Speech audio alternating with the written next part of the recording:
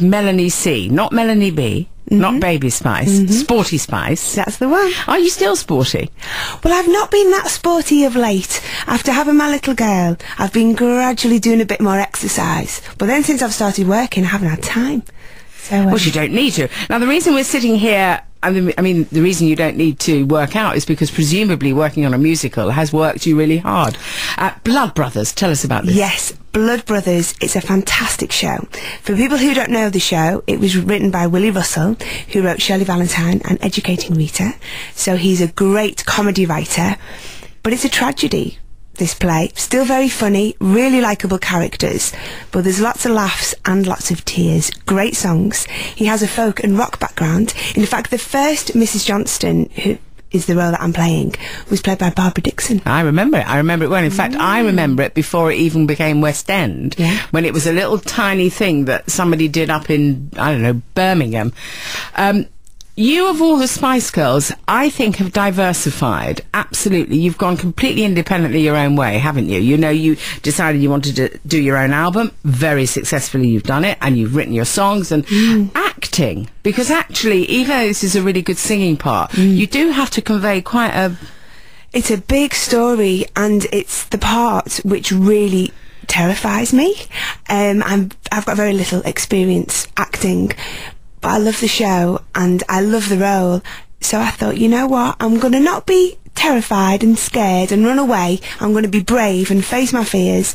And I knew it's such a great company. I've been working with a fantastic director, and Bill Kenwright has been wonderful. So I'm in such good hands that they've really, you know... Where are you doing it? We're at the Phoenix Theatre on Charing Cross Road. I'm just trying to see where it is. Phoenix. It's opposite Foyle's bookstore. Oh, yes, that one. Yes, of course you are. It's a lovely theatre. It's quite small, so it's lovely and intimate. So wherever you sit... Isn't that haunted? Haven't I heard tales of hauntings? They're all haunted, Jenny. Do you like the idea of all that? I love it. I love all the tradition of theatre. It's really fun. And learning all, you know, new traditions. So here you are. Now you are a mother, and going into a West End hit, and you say that you're not going to let yourself be frightened of it. How have you prepared for it? Have you got a personal person that's standing in front of you doing the lines, or have you gone to acting classes? No, she says. No, I haven't had time. I did prepare because I had. It's quite a short and intensive rehearsal period. Did they come to you? No, it was very odd because, well, kind of. It all happened very strangely.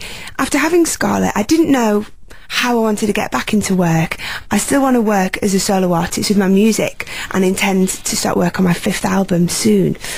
But I was like, I don't really want to travel. And when you're working in music, so much time is spent, you know, in my work on the continent and away doing promotion and touring.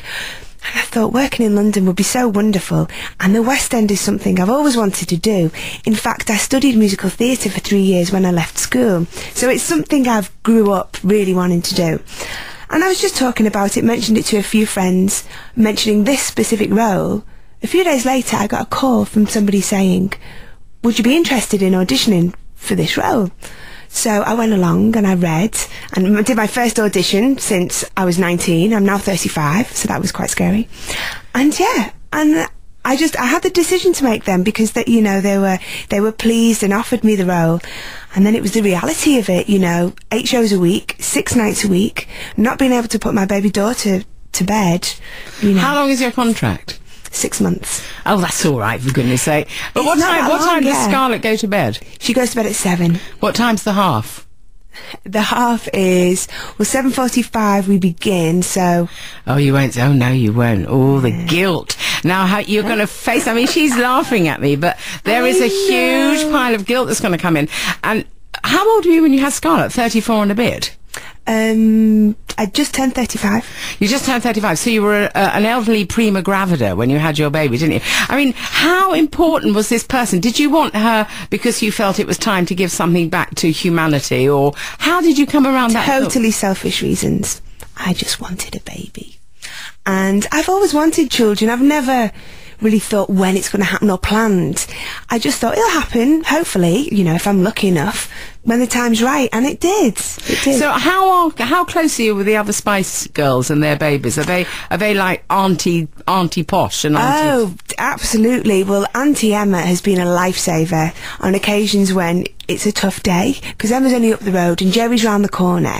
So I tend to see Emma and Jerry more than Melanie and Victoria, who are over in America. But whenever the girls are over, we always get together. It's fantastic because the children have brought us closer, which is lovely. I